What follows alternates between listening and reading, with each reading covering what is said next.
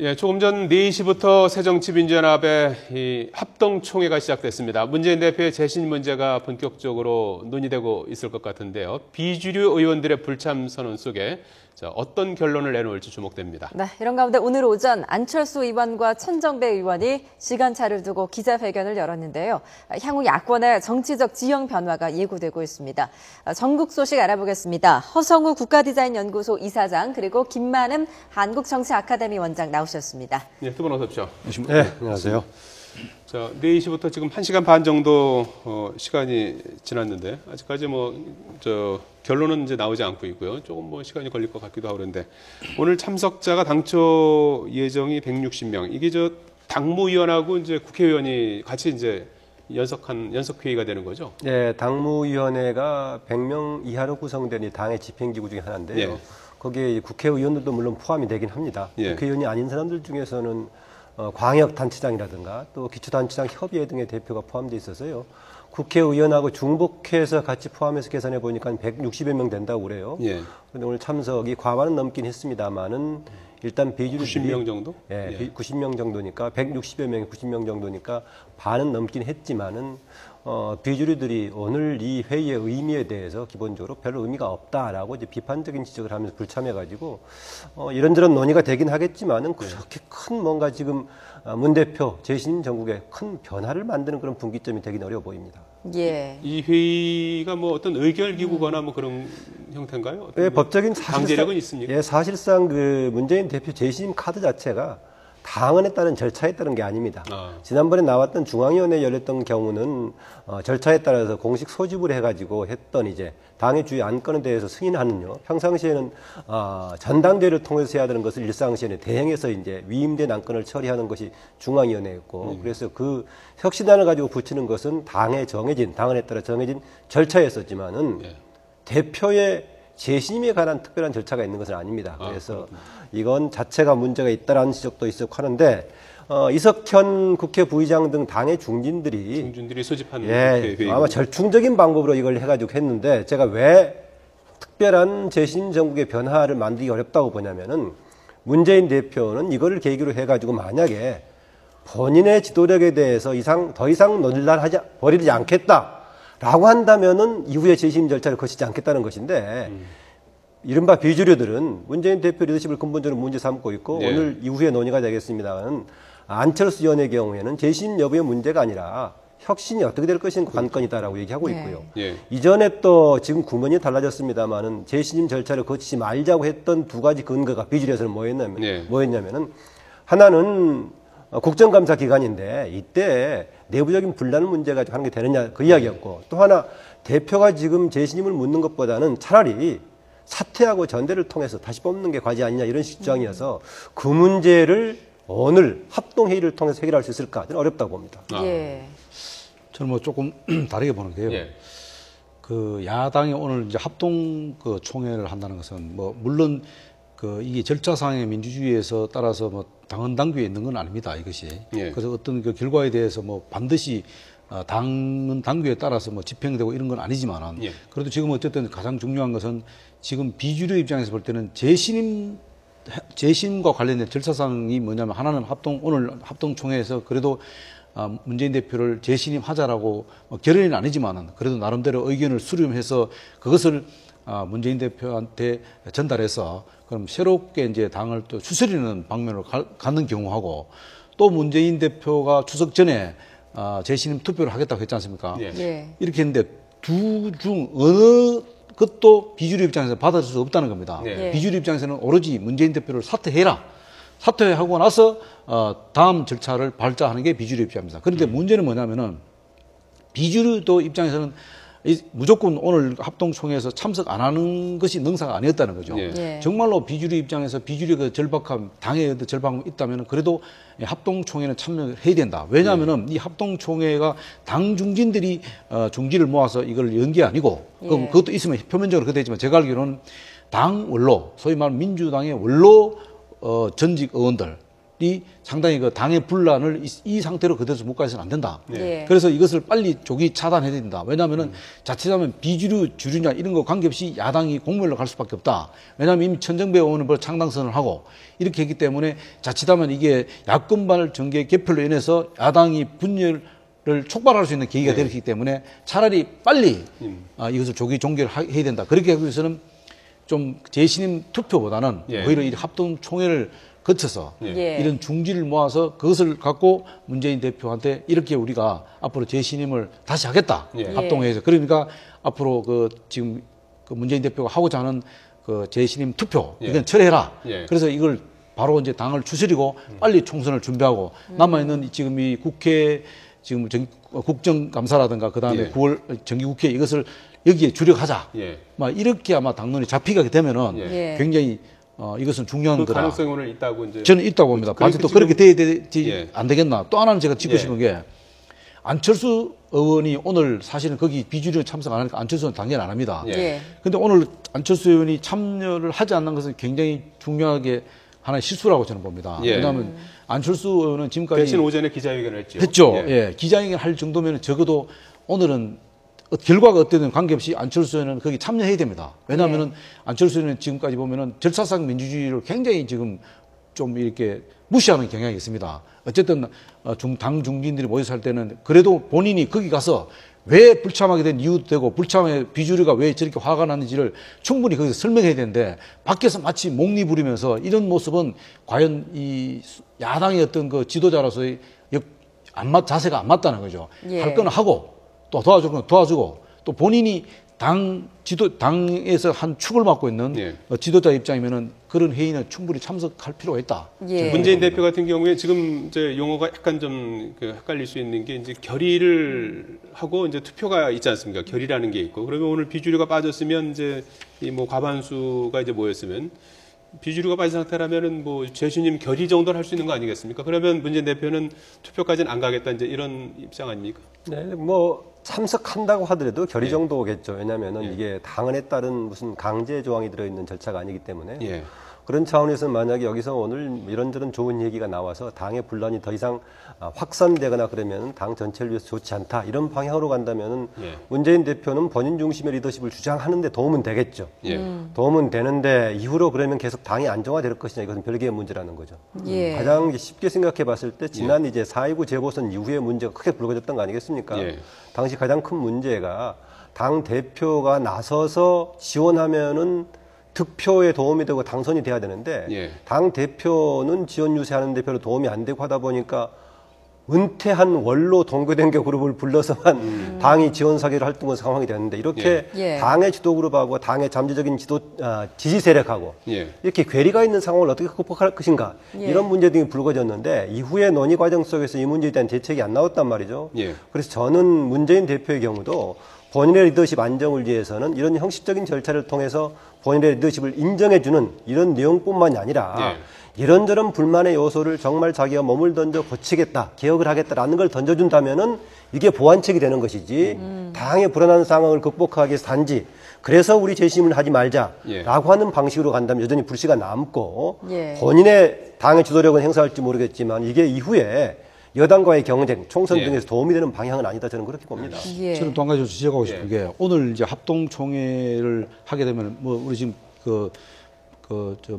의원님께서 말씀하셨습니다만은 저게 보면 이제 뭐 박수로 아마 거의 아마 이제 추인하는 정도로 자기 의견을 하는데 그래도 그게 굉장히 중요한 게 앞으로 이제 저렇게 되면 문재인님을 재심을 일단 결의를 해버리면은 어떤 형식적인 문제지만 결의를 해버리면은 가장 중요한 것은 일단은 당내 비주류 주류 간의 갈등 이런 것들 일단 봉합이 될 수밖에 없습니다. 왜냐하면 그걸 다시 계속 끝까지 갈 수 갖게 되면 역풍을 맞을 수도 있거든요. 비주류가. 그러면 그 다음 단계가 뭐냐? 바로 이제 총선 개혁입니다. 총선 개혁 플랜을 어떻게 내느냐에 따라서 또 다른 또 문재인 대표의 신임이 또 있을 수 있거든요. 근데 만약에 총선 플랜을 개혁 플랜을 제대로 내놓으면은 아마 문재인 대표는 탄력을 받을 가능성이 있고요. 또 하나 저 여기서 오늘 지적하고 싶은 것이 비주류가 지금 크게 지금 반발을 지금 제대로 못하는 이유 중에 하나가 있어요. 이번에 그 야당의 그 당 혁신위의 10차 중에 없었던 것을 그러니까 당 그 혁신안을 통과시키기 위해서 최고위원회를 열었습니다. 최고위원회에서 뭐를 추가했냐면은 굉장히 중요한 것을 추가를 했는데 저는 이제 당을 이제 뭐 이렇게 해보니 당을 만들어서 이렇게 여러 가지 해보니까 뭐가 냐면 부칙 조항으로죠. 제가 확인해 보니까 후보자 간의 합의 등 사유가 있을 경우에는 최고위원회 의결로 다른 방식을 정할 수 있다. 예. 이런 조항을 이번에 추가를 했습니다. 이거는 뭐냐면은 안철수 의원이 최대한 얻을 수 있는 걸 얻었다는 겁니다. 예. 만약에 후보 간에 문제 있을 때는 최고위원회에서 결의하겠다는 것은 뭐냐면은 전략 공천의 가능성을 열어놨다는 겁니다. 예. 그것은 뭐냐면 비주류가 얻고자 하는 이야기를 이미 여기 추가를 했다는 겁니다. 예. 그러면은 겉으로는 표출은 안 됐지만 당 내부에서는 이미 벌써 비주류 주류 간의 일정 부분을 조율을 했다는 겁니다. 이 부분은 이 부칙 조항에는 예. 이거는 왜냐하면 전략적으로 그만큼 전략 공천을 하는 데서는 일정 부분 용인하겠다는 뜻입니다. 비주류. 그런 의미이기 때문에 상당히 비주류가 얻었다는 거죠. 상당 부분을. 예. 예. 자, 이런 가운데 오늘 천정배 의원이 신당 창당을 공식 선언했습니다. 화면 잠깐 보시겠습니다.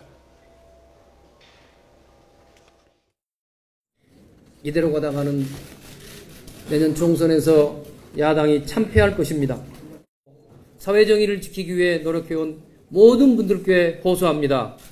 개혁적 국민정당의 주역이 되어 주십시오.